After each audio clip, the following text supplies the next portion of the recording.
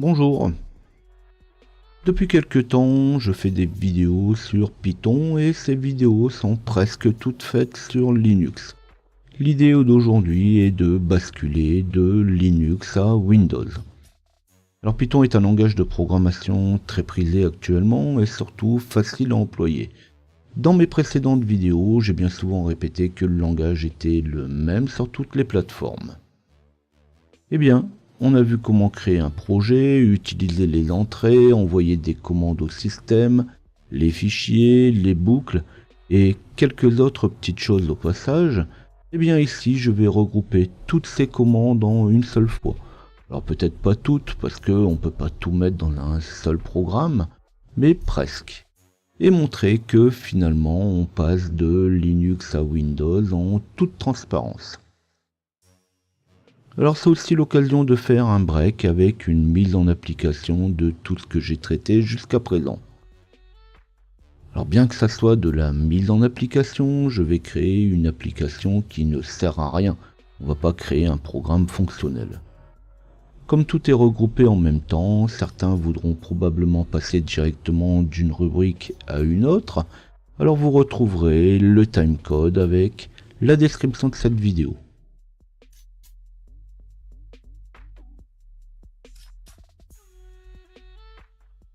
Comme je le disais, on va créer une petite application qui demande un nom de base pour un ensemble de dossiers à créer.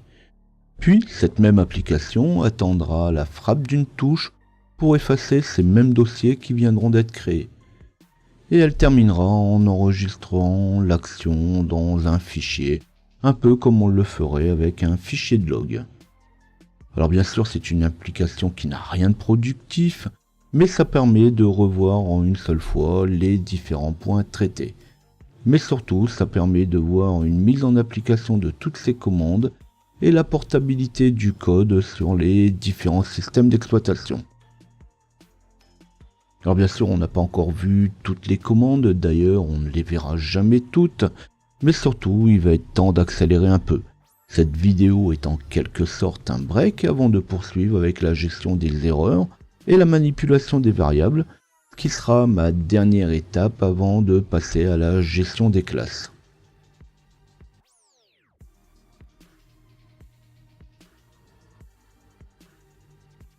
Alors je sais que l'affichage dans l'éditeur est un peu petit, j'ai moi-même du mal à bien voir le texte à l'écran, mais je n'ai pas trop le choix si je veux pouvoir afficher la totalité du code.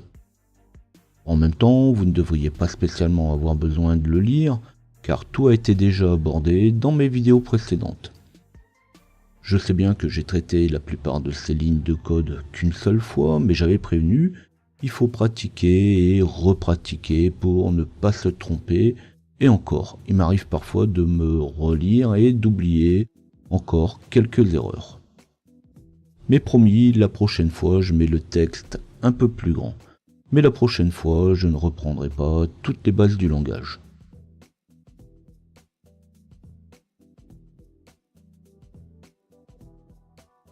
Bien entendu, pour faire du Python sous Windows, il nous faut un client Windows sur lequel j'ai installé Python. Je reviens pas là-dessus non plus, il me faut un éditeur et comme PyCharm reste une des meilleures options pour programmer en Python, je change pas mes habitudes. Je lance donc PyCharm et je crée un nouveau projet que je vais appeler PyCharm Windows. Mais vous l'appelez comme vous voulez, ça fait partie des bases que j'ai déjà traitées plusieurs fois.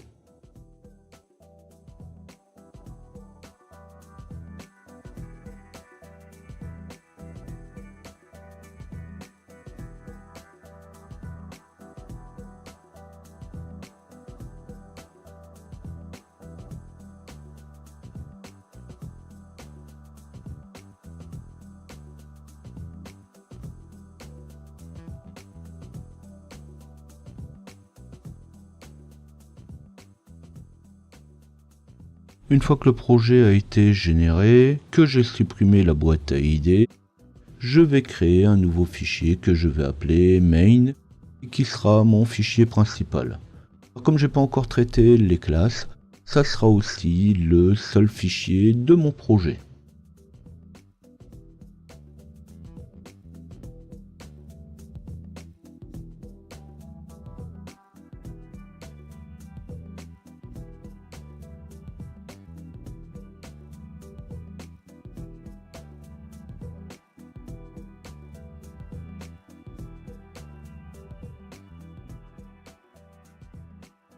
Comme on va créer des dossiers, on va commencer par importer la bibliothèque OS.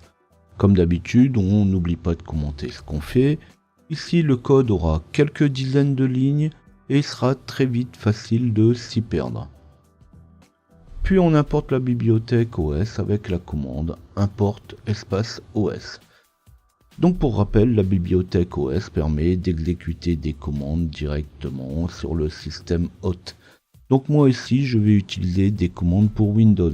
Si vous êtes sur un autre système, eh bien vous utiliserez les commandes correspondantes sur votre système d'exploitation.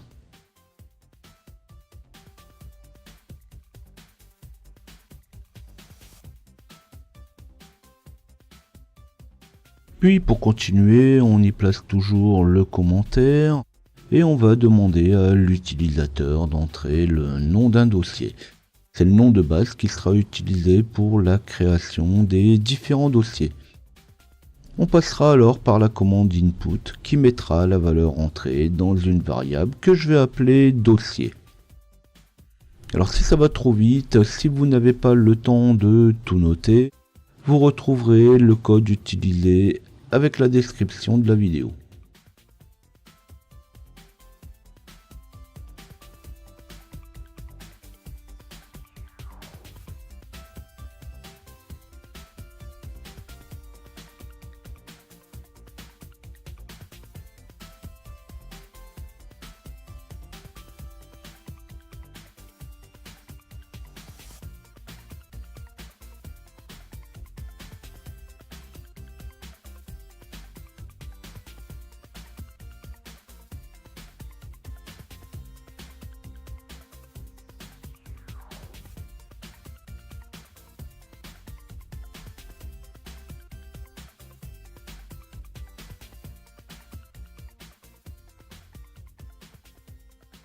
Quand c'est fait, je vais créer cette fois une boucle en utilisant l'instruction for qui utilisera une plage de valeurs comprise entre 0 et 9. C'est-à-dire qu'on va créer un ensemble de dossiers qui portera comme nom de base le nom entré juste avant, suivi d'un numéro entre 0 et 9. Alors pour faire quelque chose d'un peu plus convivial, dans la boucle, on va afficher un message pour chaque valeur de i utilisée. Le message sera affiché au travers de l'instruction print. Puis suit la commande os.system qui elle sera chargée d'exécuter les commandes sur le système d'exploitation. Comme commande, on va utiliser mkdir qui crée le dossier suivi du nom du dossier avec le numéro. Alors ça tombe bien, si vous utilisez Linux, ça sera exactement la même commande. Mais on verra qu'après, pour les supprimer, ça sera différent. À la sortie de la boucle, donc, hors de l'indentation de la boucle, on affichera de nouveau un message indiquant que les dossiers ont bien été créés.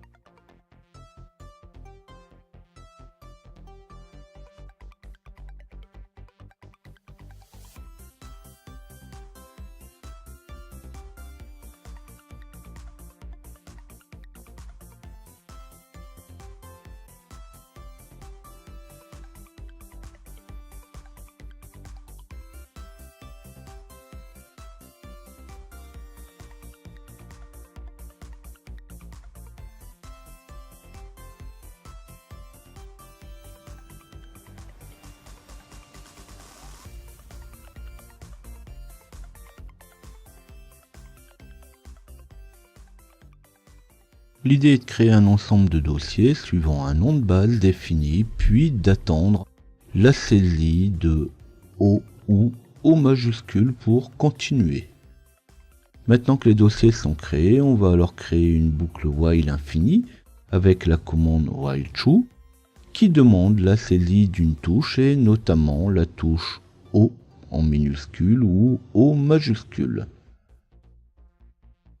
Quand la variable qui recueille la touche saisie contient la bonne lettre, on quitte la boucle en faisant un break. Alors la saisie de la lettre est la même que pour le dossier, mais on n'attend pas la même chose, c'est tout. En l'occurrence ici, je demande de saisir O minuscule ou O majuscule. Alors dans le texte, je désire que soit affiché O entre guillemets.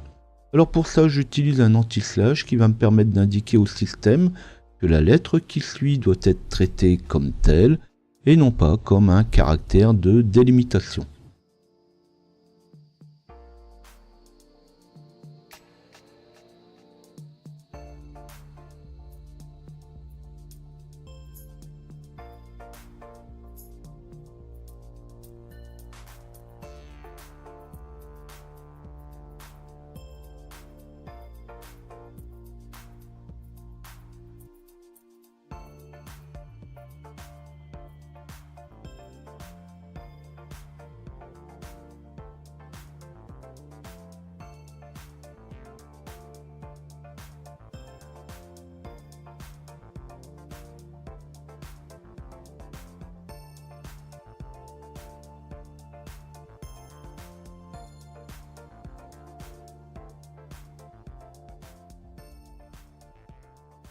À l'étape suivante, il va s'agir maintenant de supprimer les dossiers qui ont été créés précédemment.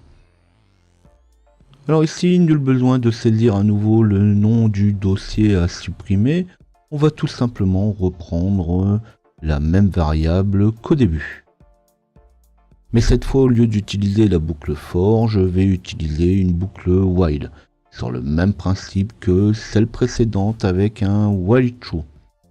Alors ici, j'utilise la boucle while pour dire d'utiliser différentes méthodes. Généralement, on ne change pas de méthode dans un même programme.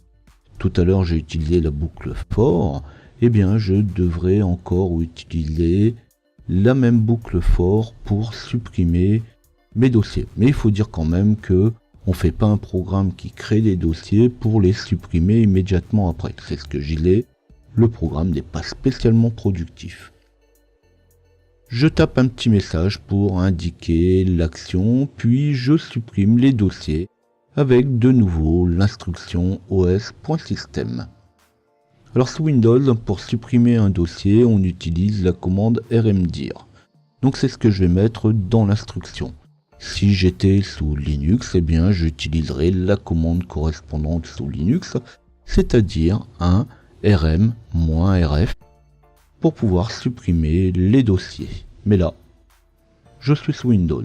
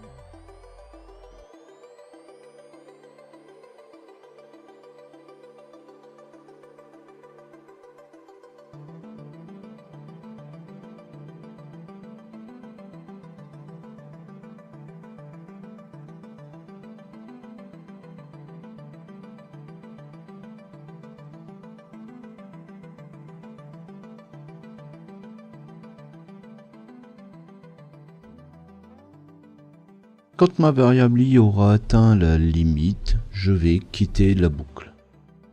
Alors il me reste encore une dernière étape, c'est la création d'un fichier du type fichier de log qui contiendra l'action menée avec le programme. On va alors créer une variable que je vais appeler fichier qui va contenir le fichier. Alors pour la circonstance, je vais l'appeler mon fichier de log.txt. Alors fichier, c'est le nom de ma variable. Il sera alors ouvert en append. Alors pour rappel, l'ouverture en append permet d'ouvrir un fichier en écriture, mais en ajout de données.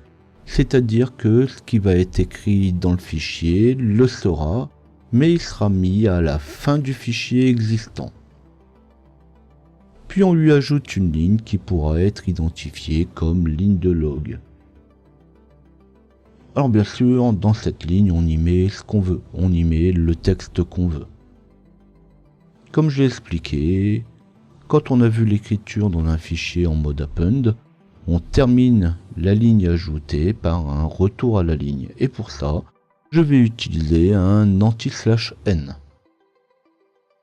Et bien sûr, une fois que j'ai fini d'écrire dans le fichier, j'oublie pas de le fermer quand c'est fini.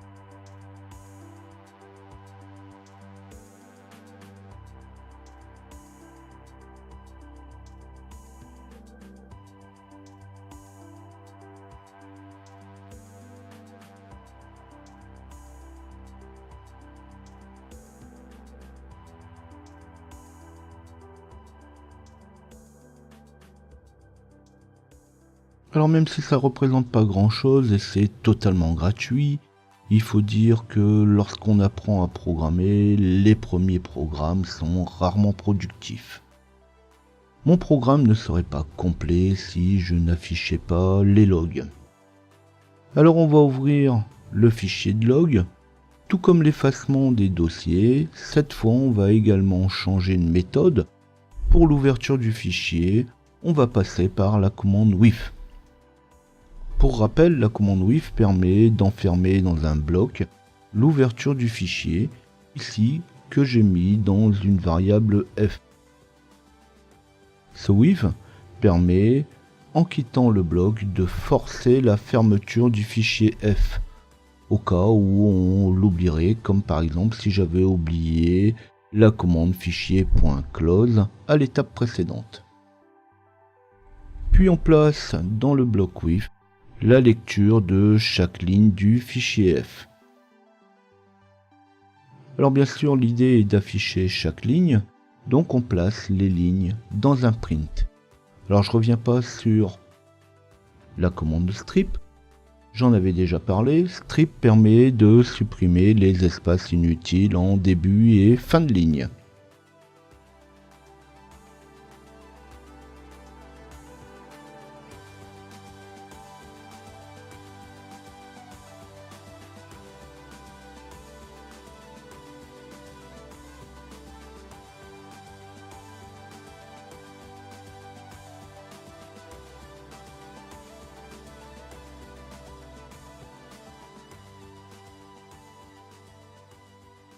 Voilà, notre bout de programme est terminé, il ne me reste plus qu'à faire les différents essais. J'en ai aussi déjà parlé, l'étape de test est indispensable. Bon, ici l'idée est quand même d'essayer le code qu'on vient de si difficilement taper. Donc bien sûr, les essais on va les faire. Mais il reste quand même avant tout à vérifier le code qui a été tapé. Alors ici on n'a que 25 lignes de code. Le reste c'est du vide ou des commentaires. 25 lignes de code, c'est 3 fois rien, mais c'est quand même 25 lignes d'erreurs potentielles. J'ai beau faire de la programmation depuis quelques années, les quelques lignes présentes ici ne me posent pas de soucis particuliers, mais ça n'empêche pas que je développe en VB, en C++, en Shell, et la syntaxe est différente pour chacun. Il m'arrive parfois de taper du code valable dans un autre langage, ça arrive à tout le monde. Alors la vérification du code est quand même une étape tout aussi indispensable. C'est vrai que si j'oublie quelque chose, s'il y a une erreur, je vais le voir. Mais si ça pouvait marcher du premier coup, c'est mieux. Alors on prend le temps de relire et re-relire chaque ligne. Et quand on pense que c'est bon, alors je dis bien quand on pense que c'est bon, car c'est quand même assez rare, on se lance dans nos tests.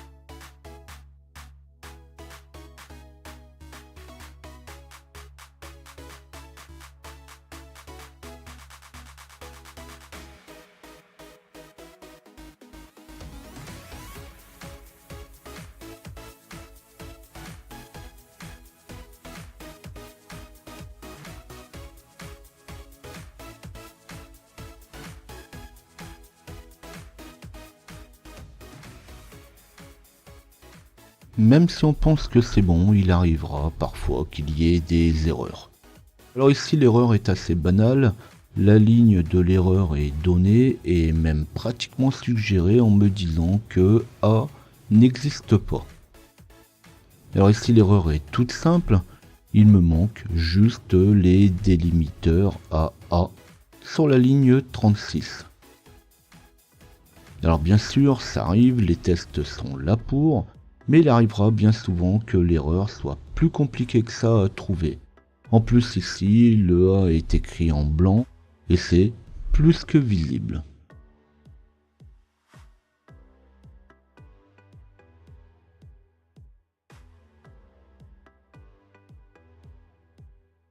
Puis on relance les tests autant de fois qu'il le faudra. Étant donné qu'ici le programme propose la création puis la suppression de dossiers, il ne faudra pas hésiter au besoin à ouvrir un explorer de fichiers pour aller constater le bon fonctionnement du programme.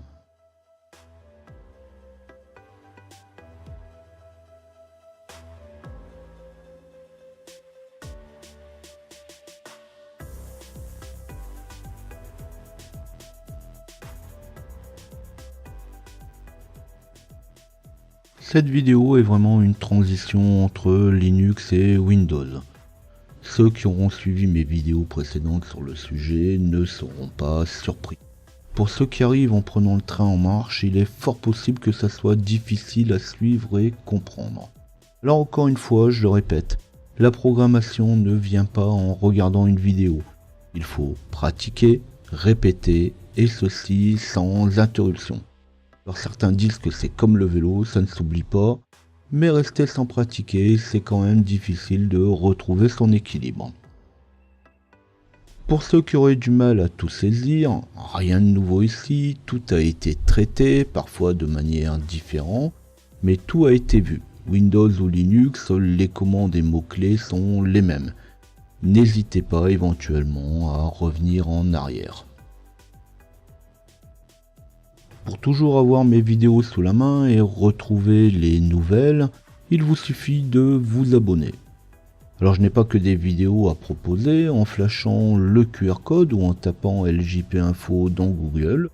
Visitez mon site, vous y découvrirez tout un tas de documents supplémentaires.